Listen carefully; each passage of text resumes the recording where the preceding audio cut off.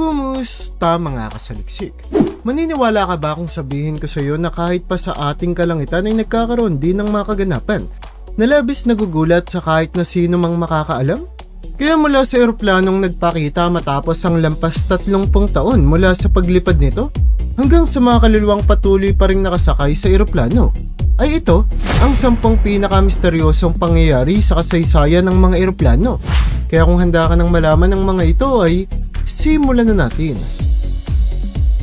Number 10. Pan Am Flight.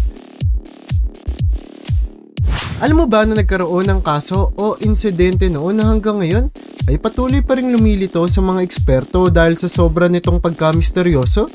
Ang kasong ito ay patungkol sa nangyari sa Pan Am Flight 914 na lumipad paalis sa New York noong 1955 na sana ay pupunta lamang sa Miami. Ngunit bigla na lamang daw itong naglaho kasama ang 57 pasahero at 6 na crew members na pinaniniwalaan noon na maaari raw sumabog at bumagsak sa isang parte ng karagatan.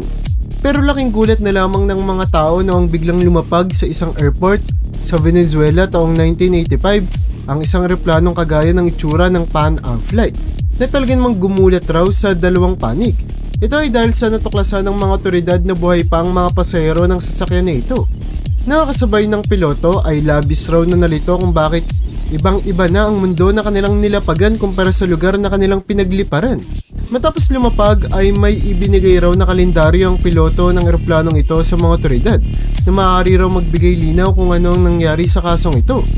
Ngunit dahil ang kalendaryong ito ay pilit na tinatago at sinesekreto ng parehong gobyerno ng bansang Amerika at Venezuela, ay wala pang nakakaalam kung ano nga ba ang nakalagay dito at kung ano ang sinapit ng mga sakay-sakay ng eroplanong ito na lumapag lampas 30 taon na mula sa kanilang paglipad. Number 9. Flight 243. Ang susunod na kasong ating pag-uusapan ay patungkol sa eroplanong Flight 243 na nakadestino sa Hawaii na noong ika-28 ng buwan ng Abril taong 1988 ay nasangkot sa isang pangyayaring paniguradong hindi raw makakalimutan ng kahit na sinong makakaalam rito. Sa kadahilanang habang nasa kalagitnaan ng kanyang paglipad ng sasakyan ay bigla na lamang daw sumabog ang harapang parte nito, na pinaniniwalaan ng mga otoridad ay dahil raw sa hindi maayos na pag-i-inspeksyon sa eroplano ng maintenance crew na kalaunan ay naging dahilan para magkaroon ng problema ang makina. Kung kaya't mabuti na lamang at ligtas at maayos na nakapag-landing pa rin ang sasakyan kahit na halos wala ng balot ang harapang bahagi nito na naging dahilan raw para liparin ang isang flight attendant. Nasa kasamang palad ay hindi na muli pang natagpuan. Ang flight attendant na ito ay siyang natatanging nasawi mula sa pangyayari, kung saan kahit pa nasugatan ng maraming mga pasahero ng sasakyan ay wala namang tuluyang nalagay sa kamatayan. Number 8. Helios 522. Maniniwala ka ba kung sabihin ko sa iyo na ang isang eroplanong wala ng kahit na anong problema sa kanyang makina? O di kaya ay sa lagay ng panahon noong lumipad ito ay maaari pa ring malagay sa matinding peligro? Ganito ang napatunayan ng Helios 522. Napayapang lumipad raw habang sakay-sakay ang kanyang 121 pasahero at 6 na crew members nang walang inaasahang problema. Pero bigla na lamang raw nakipag-contact ang piloto ng eroplano sa istasyon na meron daw tila baka kakaiba sa kanilang aircon na naging dahilan para hindi siya makapag-isip ng maayos, kung kaya't inilagay niya ito sa autopilot habang pababa ng sasakyan. Nasa kasamang palad ay hindi raw tuluyang nagkatotoo. Sa kadahilan ng kaysa bumaba ay nagpatuloy na lumipad paikot sa kalangitan ang Helios 522 sa ibabaw ng istasyon na dapat sanang paglalandingan nito. Hanggang ngayon ay hindi pa rin may paliwanag kung bakit ng mga eksperto. Nagpatuloy raw sa paglipad ng eroplano habang ang piloto naman na dapat sanang nagpapatakbo rito ay hindi makontak ng gobyerno. Hanggang sa kalaunan ay kusa nang bumagsak ang sasakyan sa lupa dahil sa pagkaubos ng gasolina na siya raw pumatay sa lahat ng taong sakay-sakay nito. Ang kaso ng Helios 522 ang kasalukuyang pinakamatinding aksidente sa loob ng eroplano sa bansang Greece at Cyprus. Dulot na walang nakaligtas sa aksidenteng ito na hanggang ngayon ay nababalot pa rin ng misteryo. Number 7. GAT Flight 367. Dumako naman tayo sa bansang Sweden kung saan naganap ang isa sa pinakamatinding aksidente pagdating sa eroplano sa kasaysayan ng bansa at pati na rin ang isa sa pinakamilagroso sa lahat. Sa kadila ng noong 1972 ay lumipad ang JAT Flight 367 na matapos lamang daw ang kaunting panahon ay bigla na lamang daw nagliyab at sumabog na siyang naging dahilan para mahati ito sa gitna, na siya raw naging dahilan sa pagkaligtas ng natatangi nitong survivor na isang flight attendant na matapos mangyari ang insidente ay naipit sa bandang staff room ng sasakyan kung saan noong bumagsak na ang eroplano ay nanatiling nakaipit siya sa lugar na ito kung kaya't hindi siya tumilapon palabas ng sasakyan. Bumagsak raw ang likurang kabiyak ng sasakyan na kanyang pinaglalagyan sa isang gilid ng bundok. Nababuti na lamang daw at nababalot noon ng niebe kung kaya't hindi naging marahas ang kanyang pagbagsak. Ang kaswertehan ng flight attendant na ito ay hindi naman naranasan ng ibang pasahero ng sasakyan, dulot na 27 ang nasawi at namatay rito, kung saan ang ilan pa sa kanila ay hindi na nakitaan pa ng bangkay na pwedeng ibigay sa kanilang pamilya para mabigyan ng maayos na libingan. Number 6. Flight 5390. Maniniwala ka ba kung sabihin ko sa iyo na nagkaroon ng isang pangyayari kung saan ang isang piloto ay aksidenteng lumabas sa bintana ng kanyang minamanehong eroplano? Ganito ang nangyari sa Flight 5390 na naganap sa bansang England noong buwan ng Hunyo taong 1990. Kung saan habang papunta sa bansang Espanya ang eroplano na lumilipad noon sa taas na lampas 17 talampakan mula sa lupa ay bigla na lamang nasira ang bintana sa harapan ng sasakyan na siyang naging dahilan para mahigop nito ang walang malay na gulat noong piloto na mabuti na lamang daw at hindi tuluyang nilipad palabas ng sasakyan dahil sa naipit ang kanyang tuhod. Dahil sa hindi nito kayang imanehong eroplano ay tanging ang co-pilot niya ang siyang nagsiguro na makakalapag ang sasakyan na mabilis raw nakapag-emergency landing matapos ang aksidente. Hindi inaasahan ng kahit na sino na makakasurvive ang piloto mula sa insidenteng ito, kung saan kahit pa nagtamo siya ng paninigas ng ilang bahagi ng kanyang balat dulot na malamig sa mataas na parte ng ating kalangitan, ay nagawa niya pa ring makaligtas at mabuhay, pero matagal na panahon raw ang kanyang itinagal bago muling subukang magpalipad ng eroplano. Sa kadila ng merong trauma pa rin na naiwan sa kanyang isipan na posibleng muli siyang tumilapon sa kalangitan. Number 5. Boeing 707-323C. Ang Boeing 707-323C ay isang cargo ship na noong ika-30 ng buwan ng Enero taong 1979 ay papunta lamang sana sa Los Angeles habang daladala ang mga likhang sining ng isang pintor na umaabot raw ang halaga sa lampas 1 milyon. Ngunit ang simple lamang sanang operasyong ito ay bigla na lamang naging isa sa pinaka hindi may paliwanag na misteryo.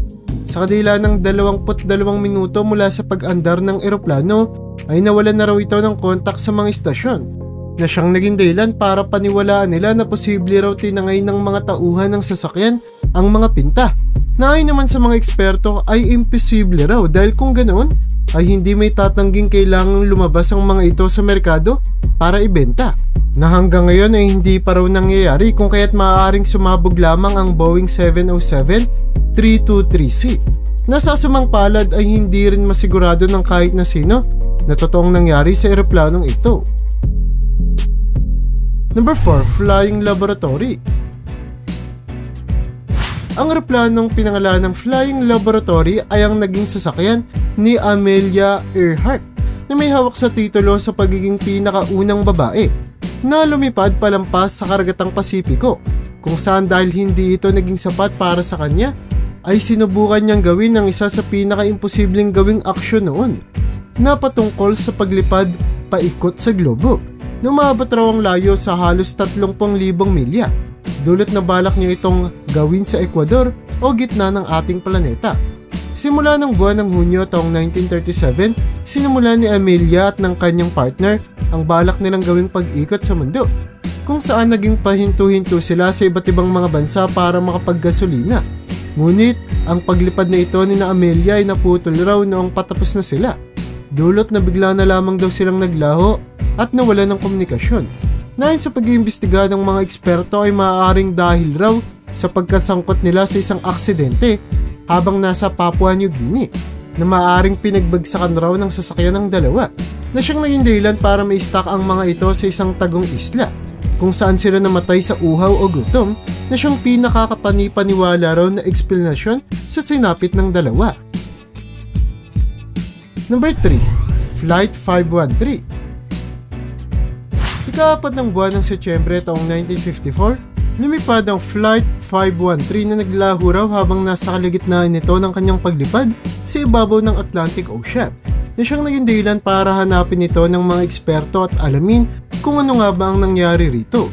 Ngunit sa kasamang palad ay nanatiling misteryo ang sinapit nito sa loob ng matagal na panahon. Pero 35 taon ang nakaraan taong 1989, 35 years mula sa pagkawala ng Flight 513, ay may naglanding raw na isang eroplano sa airbase ng bansang Brazil na dahil hindi makontak ng mga otoridad ay siyang nagdulot para maging alisto sila sa paglipat rito. Dulot ng itsura ng eroplano kahit pa maayos ay mayroon na raw lumang modelo na walang kahit na anong reaksyon sa tuwing makikipagkomunike rito ang mga tao. Nang pasukin ng mga otoridad ang sasakyan para imbestigahan at alamin kung sino ang nagmaneho nito, ay laking gulat na lamang nila nang matuklasan nila ang napakaraming mga kalansay na naka-seatbelt pa sa kanilang upuan, na tila ba namatay sila habang nasa kalagitnaan ng kanilang paglipad. Ang mas nagpatayo ng balahibo ng mga eksperto ay ang kanilang pagkatuklas sa pilotong nagpapalipad ng sasakyan. Dulot na isa na rin itong kalansay na nakahawak pa raw ang kamay sa manibela ng eroplano, na nagpapahiwatig na ito nga ang nagmaneho. Hanggang ngayon ay wala pa rin kasagutan kung ano ang sinapit ng Flight 513 at kung paano itong naimaneho ng dapat patay ng tao, kung saan patuloy pa rin itong itinuturing na isa sa pinakamalaking misteryo sa kasaysayan ng mga eroplano.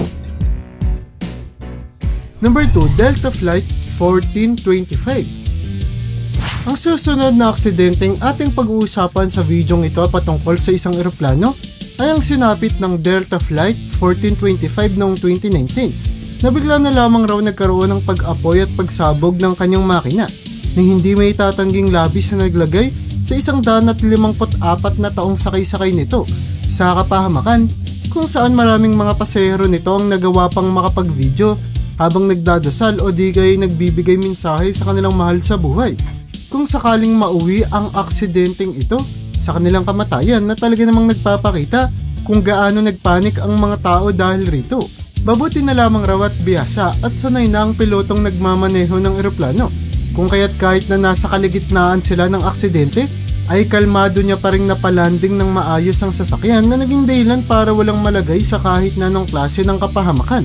Hindi matukay ng mga otoridad kung bakit bigla na lamang nagliyab ang makina ng eroplano, lalo na't kagagaling lamang nito sa inspeksyon at pag-aayos, kung saan ang sagot raw rito ay maaaring hindi na ipinaalam pa sa publiko ng kumpanyang may-ari ng eroplanong ito, na maaari raw may itinatago pang malaking sekreto patungkol rito. Number 1. Eastern Airlines Flight 401. Ang huling pangyayari na pag-uusapan natin sa videong ito ay patungkol sa nangyari noong buwan ng Disyembre taong 1972 sa isang lawa sa Florida, kung saan bigla na lamang daw bumagsak mula sa kalangitan ang Eastern Airlines Flight 401 na hindi may tatangging labis na gumulat sa lahat, kung saan ayon sa mga tauhan ng eroplano ay nagloko at hindi raw gumana ang autopilot nito, na siyang naging dahilan sa pagbagsak nito. Sa 176 na sakay-sakay ng eroplano ay 101 katao raw ang nasawi sa loob nito, na hindi may tatangging pinagluksaan ng mga tao. Hindi dito nagtatapos ang ating kwento, sa kadahilan ng ang mga pyesa ng Eastern Airlines Flight 401 ay muling kinuha ng kumpanyang nagmamay-ari nito para gawing isang panibagong eroplano. Nasa kasamang palad ay naging dahilan daw para makaramdam ng mga kakaibang kaganapan ang mga pasero at tauhan na pumapasok sa bagong eroplanong ito, kung saan madalas raw silang nakakakita ng mga anino sa ilang mga upuan o di kaya isang itim na imahe na nakaupo sa upuan dapat ng piloto, na pinaniniwalaan ng mga tao ng mga naiwang kaluluwa raw dito ng mga yumao noon na naghihintay pa rin kung kailan sila lalapag sa kanilang gustong puntahan sanang istasyon. At yan ang bumubuo para sa listahan natin sa videong ito. Talaga namang napakaraming mga kakaiba at hindi ka panipaniwalang kaganapan ang maaaring mangyari sa planetang ating ginagalawan mapakalupaan man o kalangitan. Kaya para sa iyo, alin sa mga pangyayaring ito sa kasaysayan ng eroplano ang sa tingin mong pinaka nakakagulat sa lahat? I-comment mo naman yan sa baba at hanggang dito na lang muna ang aking bahagi. Hanggang sa muli mga kasaliksik, maraming salamat sa panonood. See you in my next video.